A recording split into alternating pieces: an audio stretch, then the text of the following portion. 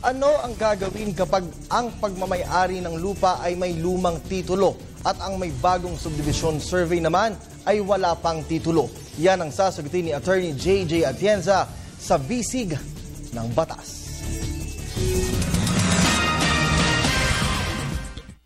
Lumiham po si Rosana Costales. Siya daw ay isa sa 4 na may-ari ng isang subdivided lot sa Taguig na parte ng government land sa mga sundalo.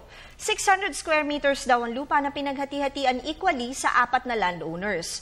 Noong 1980s daw ay na-subdivide ito, subalit isa lamang sa 4 na landowners ang nakapagparehistro ng titulo mula dito. Pahaba daw ang sukat ng lote noon at paralel sa kalye na ang kinalabasan ay isang lot owner lamang ang may frontage na nakaharap sa kalye. Ito daw ang nakapagparehistro sa Register of Deeds. Noong 1990s daw, dahil sa utos ng gobyerno, nabawasan daw ang sukat ng kabuuan ng kanilang lupa at nabago na raw ang pagkakahati-hati nito. Naging pakwadrado na raw ang hugis ng bawat isang lote kung kaya't 2 lote na ang may frontage sa kalye. Hindi daw napatituluhan ang nabagong cut ng lupa.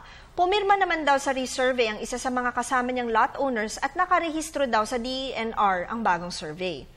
Namatay daw ang isang may-ari ng lote na tawagin na lamang daw nating Owner A at ito daw ay ipinamana sa pamangking babae nito.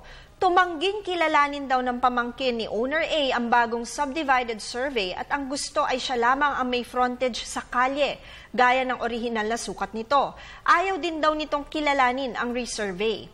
Itinatanong ni Rosana kung ano daw ba masusunod, ang lumang titulo o ang bagong subdivision survey na wala pang titulo. Ano daw ang maaari nilang gawin upang ma-resolve ang conflict sa pagitan ng mga lot owners na ito?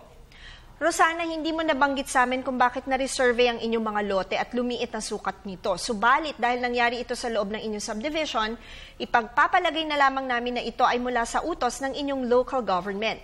Ang pamangkin ni lot owner A ay hindi maaaring magmatigas sa orihinal na sukat ng lupa kung ang mga sumusunod na requisites sa Section 9 ng Local Government Code sa eminent domain ay nasunod. Una, may ordinansa na na-enact ng konseho na nagbibigay kapangyarihan sa puno ng local government na mag-exercise ng power of eminent domain. Ikalawa, ang power ng eminent domain ay ginamit upang magkaroon ng pangkalahatang kabutihan. Ikatlo, mayroong bayad ng just compensation. At ikaapat, nagkaroon ng valid offer sa mga may-ari ng lupa at ang offer na ito ay hindi tinanggap.